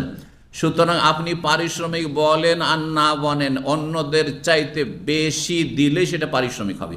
আপনি এমনি খাসি জবাই করে গোটা খাসি দিয়ে দেন, কিন্তু কোরবানির পশু সে জবাই করলো সেই জন্য তাকে আমি পারিশ্রমিক দেবো, এটা জায়েজ নয়। গোস্ত দেওয়াও জায়েজ নাই, তবে অতটুকু দিয়ে দেবো যতটুকু অন্যদেরকে, ওই রকমের অন্যদেরকে দিচ্ছেন আপনি, জি, সেটা তখন বলা যাবে যে হাদিয়া দিচ্ছেন, অথবা অভাবী হিসাবে দিচ্ছেন, আপনি গরিবকে যা দিচ্ছেন তাও কেউ দিচ্ছেন। এইরকমই চামড়া, এইরকমই কোরবানির সাথে যা সংশ্লিষ্ট, ধরেন কোরবানির, হ্যাঁ, আমাদের দেশের লোকেরা বটও অনেকে খুব পছন্দ করে, তাই না? কোরবানির ভুড়ি, বট, এখন বটটাও যদি আপনি দিয়ে দেন যে কসাই তুমি নিয়ে নাও, পারিশ্রমিক না। অন্য কেউ যদি চান না, না না তোমাকে দেবো না, এটা ওই কসাইকে দেবো, তাহলে পারিশ্রমিক হয়ে যাচ্ছে ইনডাইরেক্ট, না দেবেন না আপনি, পারিশ্রমিক দিতে পারবেন না আপনি। তবে সবাইকে দিচ্ছেন, ওকেও দিচ্ছেন, ঠিক আছে, অসুবিধা নেই, জি। তো হাদিসটা কোথায়? হ্যাঁ, 1716 নম্বর হাদিস। হাদিস বর্ণনা করছেন আলী রাদিয়াল্লাহু তাআলা আনহু। বর্ণনা কি হাদিসের? বাসানিন নবী সাল্লাল্লাহু আলাইহি ওয়াসাল্লাম, আমাকে নবী সাল্লাল্লাহু আলাইহি ওয়াসাল্লাম পাঠালেন। এই যে পাঠানোর অর্থ হইল এখানে, কিন্তু এখানে বাসা মানে উঠানো হইল না, দাঁড় করানো হলো না। ফাকুমতু আলাল বুদনে, আমি দাঁড়াইলাম উট যেখানে জবাই হচ্ছে সেখানে দাঁড়িয়ে থাকলাম। ফাআমারানি আলাইহিস সালাতু ওয়াসসালাম, আমাকে নবী সাল্লাল্লাহু আলাইহি ওয়াসাল্লাম নির্দেশ দিলেন, ফাকাসামতু লুহুমহা, কুরবানির গোশতগুলি সব ভাগ বন্টন করে দিলাম। সুম্মা আমারানি, প্রত্যেক কুরবানির পশু থেকে অল্প অল্প নবী সাল্লাল্লাহু নিয়েছেন, এটাও সুন্নাত। যদি আপনি দেখছেন আমার তো মেলা কোরবানি, আমি বেশি খেতেও পারবো না, যদি অল্প স্বল্প নিতে, 1-8 কিলো নিলেন, একটু কলিজা নিলেন, একটু এই নিলেন সেই নিলেন, এটি সুন্নাত, এটি উত্তম। আপনার প্রত্যেকটি একটা পশু থেকে আমি 10 কিলো নিয়ে নিলাম, 20 কিলো 50 কিলো নিয়ে নিলাম, আর বাকিগুলোতে মোটাই নিলাম না, এটি সুন্নাত নয়। প্রত্যেকটি পশু থেকে, কারণ আপনি কুরবানি করেছেন, আপনার তাতেও একটা অংশ আল্লাহ দিয়েছেন। ফাকুলু মিনহা, তোমরা খাও, ওয়া আত'আমুল বায়িসাল ফাকির, আর যারা বিপন্ন দরিদ্র অভাবী তাদেরকেও খাওয়া। অন্য আয়াতে বলছেন ফাকুলু মিনহা ওয়া আত'আমুল কানে ওয়াল মুতার, তোমরা নিজেরা খাও, আর যারা চক্ষু লজ্জায় মান সম্মান চিন্তা করে চাইতে আসে না তাদেরকেও, অভাবী সেই জন্য তাদেরকেও দাও, আর ওয়াল মুতার, যারা চাই তাদেরকেও দাও। তাহলে নিজেকেও খেতে বলেছেন, অভাবীদেরকেও খেতে বলেছেন, আত্মীয় স্বজন অন্যদেরকে বন্ধু বান্ধব তাদেরকেও খাওয়াবেন, কোনো দোষ নেই। আর এর জন্য 3 ভাগ সমান সমান হইতে হবে, এরও কোনো দলিল নেই। এগুলো ওলামাদের ফতোয়া, কেউ কেউ বলেছেন, কিন্তু আসলে এর কোনো ভিত্তি নেই। সুতরাং যেই ক্ষেত্রে বেশি প্রয়োজন সেখানে বেশি খরচ করবেন। যদি দেখেন গরিবদের সংখ্যা বেশি, তাহলে বেশিটাই দান খায়রাত। যদি দেখেন আমার আত্মীয় স্বজন আর বন্ধু বান্ধব মহল অনেক বেশি, তাদের জন্যই বেশি আপনি রাখবেন আপনি। আর যদি মনে করেন যে না আমার নিজের সংসারে প্রয়োজন রয়েছে, গরিব মানুষ একটা কোরবানি দিয়েছি গোটা বছর, আর তো জবাই করতে পারবো না, বেশিটাই রেখে নিলেন, অল্প আত্মীয় স্বজনকে খাওয়ালেন, অল্প গরিব মিসকিন, তাও জায়েজ আছে। অবস্থা বুঝে ব্যবস্থা নেবেন। দিন খুব সহজ, কিন্তু এটাকে অনেকে জটিল করে দিয়েছে। আর মন গড়া ফতুয়া না 3 ভাগ করলেন না আপনি, এটা নাজায়েজ কাজ করলেন আপনি, না না, কোথাও নেই সব ধরে। জি। তো বলছেন আমাকে দায়িত্ব দিলেন আর আমি গোস্তগুলি বিতরণ করে দিলাম। তারপর আমাকে নির্দেশ দিলেন ফাকাসাম তো জেলালাহা, যে আপনার উটের পিঠের ওপর যে আপনার অলংকার ছিল, কিসের? চাদরের বা ঝুল। ঝুল বুঝেন কেউ? যে যে বুঝেন ঝুল হাত উঠান তো। ঝুল বুঝে না? মাশাআল্লাহ, একটা হাত, এই দুটা উঠেছে। ঝুল কাকে বলে? এই যে আমাদের শীতকালে গরুর ওপরে চট ছালা দেন না, এটাকে ঝুল বলা হয়। আর উটের পিঠে একটা চাদর, সেটা নকশারও হইতে পারে, একটা চাদর দেওয়া থাকে, সেটা সুসজ্জিত করার জন্য। আর তার উপরে আপনার যে আরোহী সে বসে আছে। তারপরে উটের পিঠে সে সিট কভার, সিট থাকতে পারে, সিট সেটাও তার মধ্যে সামিল। তো জেলাল জুল্লের বহু বচন, এটা হচ্ছে উটের পিঠের আবরণ বা আচ্ছাদন। জি, সেটাও ভাগ বন্টন করে দিলাম। তার মানে সেগুলো 100টি উটের যে 100টি কি রয়েছে, যে ওপরে কাপড় রয়েছে, সেটাও বিতরণ করে দিলাম। তাহলে সেটাও বাড়ি ফিরিয়ে নিয়ে আসা যাবে না, সেটাও কসাইকে দেওয়া যাবে না। অজলুদহা, চামড়াও গরিব মিসকিনদের মাঝে বিতরণ করে দিলাম, সাদকা করে দিলাম। তারপরের হাদিস আলী রাদিয়াল্লাহু তাআলা হতে বর্ণনা করেছেন 1716 নম্বর হাদিস, ওইটাই তো 16 নম্বর, তারই অংশ। বলছেন আমারানিন নবী সাল্লাল্লাহু আলাইহি ওয়াসাল্লাম নির্দেশ দিলেন ফাকুমতু আলাল বুদন, উটগুলির সামনে আমি দাঁড়িয়ে থাকলাম দায়িত্বশীল হয়ে। ওয়ালা উতি আলাইহা শাইয়ান ফি জাযারাতিহা, আর কসাইয়ের পারিশ্রমিক হিসাবে যেন কোনো কিছু কসাইকে না দিই, এই নির্দেশ দিন রাসূলুল্লাহ সাল্লাল্লাহু আলাইহি ওয়াসাল্লাম। তারপরে কাছাকাছি যেহেতু হাদিস রয়েছে, আর দু একটি হাদিস আমরা দেখি, যথেষ্ট টাইম রয়েছে। 121 নম্বর অধ্যায় বলছেন বাবুন, এই অধ্যায় হচ্ছে ইউতাসাদ্দাকু বিজুলুদিল হাদি, কুরবানির পশুর চামড়া সাদকা করে দিতে হবে। কুরবানির পশুর চামড়া কি করতে হবে? সাদকা করে দিতে হবে। আর আপনি সেটা যদি ব্যবহার করেন দেবাগাত দিয়ে শোধন করে, তারও বৈধতা আছে। কিন্তু সাধারণত যেহেতু ব্যবহার করতে পারে না মালিক, সেই জন্য আপনি যদি মনে করেন যে সেটা বিক্রি করে পয়সা খেয়ে নেবো, এটা জায়েজ নয়। বিক্রি করে পয়সা খেয়ে নেবো, এটা জায়েজ নয়। বা এই যে আপনার চামড়াটি আমি কসাইকে দিয়ে দেবো, তাও জায়েজ নয়। হাদিয়া হিসাবে দিয়ে দেবো, তাও জায়েজ নয়। কারণ হাদিয়া দিলে আপনি ইনডাইরেক্ট সেটা পারিশ্রমিকই দিচ্ছেন না, সেটা গরিব মিসকিনে বিতরণ করে দেবেন। চামড়া বিতরণ করে দেন, চামড়া দিয়ে দেন, যদি চামড়া সংরক্ষণ, আর না হলে কোনো প্রতিষ্ঠানকে দিয়ে দিলেন, তারপরে তারা চামড়া বিক্রি করে দিল, কোনো অসুবিধা। চামড়া বিক্রি করা যায়। আজকাল কেউ কেউ ফতো দেয় না চামড়া বিক্রি করা যাবে না, ব্যবহারই করতে হবে, না এমন কিছু নেই, এমন দিনে জটিলতা নেই। যেহেতু আজকাল মুসলিমরা সেসব হয়তো চামড়া নিজেরা শোধন করতে জানেও না, আর সেসব শোধন করে আজকাল ব্যবহার করার কোনো ক্ষেত্রও না। এক যুগ ছিল যে তা দিয়ে মশক তৈরি করতো, তা দিয়ে নিজেরাই জুতো তৈরি করতো, ইত্যাদি ইত্যাদি। এখন তারা করে না, সে তো ফ্যাক্টরিতে পাঠাইতে হবে, তাইলে হবে। সেই জন্য চামড়া বিক্রি করে দিয়ে সেই পয়সা গরিব মিসকিনে বিতরণ করা, সেটাও জায়েজ। জি, এই মর্মে সালাফি উলামাদের ফতোয়া রয়েছে। জি, তো সাদকা করে দিতে হবে। হাদিস বর্ণনা করেছেন আলী রাদিয়াল্লাহু তাআলা আনহু, তিনি বলছেন আন্নান নবী আমারাহু, নবী তাকে নির্দেশ দিলেন আইয়াকুম আলা বুদনিহি, যে কুরবানির পশুগুলি দেখাশোনা করো। ওয়া ইয়াকসিমা বুদনাহু কুল্লাহা, আর এই কুরবানির পশুগুলির গোস্ত সব বিতরণ করে দাও। লহু মাহা, তার গোস্ত। ওয়া জলুদাহা, চামড়াও বিতরণ করে দাও। ওয়া জেলালাহা, আর তার উপর যে কাপড় চোপড় রয়েছে বা চাদর রয়েছে সেটাও বিতরণ করে দাও। ওয়ালা ইউতি ফি জাযারাতিহা শাইআন, আর কসাইয়ের পারিশ্রমিক হিসাবে কোনো কিছু যেন না দেওয়া হয় এতে থেকে। তাহলে কসাইয়ের পারিশ্রমিক দেবেন না, কিসে থেকে দেবেন? নিজের পকেট থেকে দেবেন, নিজের ক্যাশ থেকে দেবেন। এখানে আর একটি মশলা শুনি, অনেকেই দেশে জাকাত বিতরণ করার জন্য যাচ্ছেন, অনেক টাকা জাকাত, যে পয়সাওয়ালাদের কথা বলছি, যাদের ধরেন 50,000 রিয়াল জাকাতি বেরোলো, এরকম অনেকে আছে। হ্যাঁ, বা 20,000 30,000 রিয়াল জাকাত বেরোলো, 1 লক্ষ রিয়াল জাকাত বেরোলো। এখন জাকাত বিতরণ করার জন্য যাচ্ছেন, অথবা কাউকে পাঠাচ্ছেন যে ভাই আমার জাকাতটা তুমি বিতরণ করে দিয়ে আসো, পাঠাচ্ছেন। আর ভাবছেন যে ওই জাকাতের একটা অংশ দিয়ে ওর একটা টিকিট করে দেবো, দেশে পাঠাচ্ছি যেহেতু বিতরণ করার জন্য, অথবা আমার টিকিটটা ওই জাকাতের পয়সা দিয়ে কিনবো, জায়েজ না? জায়েজ না। আপনাকে নিজের পকেট থেকে দিতে হবে। জাকাত পুরোটা গরিব মিসকিনের মাঝে বিতরণ হইতে হবে, যাদের হক রয়েছে 8 শ্রেণীর। আর আপনাকে আপনার টিকিট আপনাকে করতে হবে, জাকাত বিতরণ করতে যাচ্ছেন, অথবা যাকে পাঠাচ্ছেন দায়িত্ব দিয়ে আপনি নিজের ক্যাশ থেকে টিকিট করে দেবেন যে তোমার খরচা দিচ্ছি, তুমি জাকাতটা বিতরণ করে আসো। কিন্তু আপনি জাকাতের একটা অংশ দিয়ে টিকিট করে দেবেন, এটা হারাম, জায়েজ নয়। জি, যাকাত আদায় হবে না। 122 নম্বর অধ্যায় বলছেন বাবুন, এই অধ্যায় হচ্ছে ইউতাসাদ্দাকু বিজালালিল বুদনে, উটের পিঠে যে কাপড় রয়েছে, চাদর রয়েছে, সেটাও সাদকা করে দিতে হবে। 1718 নম্বর হাদিস বর্ণনা করেছেন মুজাহিদ ইবনে আবি লাইলা থেকে, ইবনে আবি লাইলা তাবেঈ, তিনি আলী রাদিয়াল্লাহু তাআলা আনহু বর্ণনা করেছেন কাল আহদান নবী মিআতা বাদানা, নবী সাল্লাল্লাহু আলাইহি ওয়াসাল্লাম কুরবানি করেছেন হজের ময়দানে, বিদায় হজে 100টি উট। মিআতা বাদানা, বাদানাতুন মানে উট, 100টি উট জবাই করেছেন। ফাআমারানি বিলুহুমিহা, আমাকে নির্দেশ দিয়েছেন এই 100টি উটের গোস্তের ক্ষেত্রে। ফাকাসামতুহা, আমি সেগুলি গরিব মিসকিনদের মাঝে বিতরণ করে দিয়েছি। জি, মক্কার গরিব মিসকিনের মাঝে বিতরণ করবেন। আর যদি সেটা হজে তামাত্তুর বা কেরানের কোরবানি হয়, তো নিজেরাও খেতে পারবেন। সুম্মা আমারানি বেজেলালিহা, তারপর আমাকে নির্দেশ দিয়েছেন উটের পিঠের চাদরগুলির ক্ষেত্রে। ফাকাসামতা, সেগুলিও গরিব মিসকিনদের মাঝে বিতরণ করেছি। সুম্মা বেজুলুদিহা, চামড়ার ক্ষেত্রে নির্দেশ দিয়েছেন। ফাকাসামতহা, সেগুলিও আমি বিতরণ করে দিয়েছি। জি, এখানেই আজকের আলোচনা শেষ করছি। আল্লাহ রব্বুল আলমিনের কাছে দোয়া করি, আল্লাহ রব্বুল আলমিন আমাদের নেক আমল কবুল করেন, আমাদের এলমে আমলে বরকত দান করেন। জাযাকুমুল্লাহ খাইর। ওয়া সাল্লাল্লাহু সাল্লাম আলা নবিয়িনা মুহাম্মদ ওয়া আলা আলিহি ওয়া সাহবিহি আজমাইন।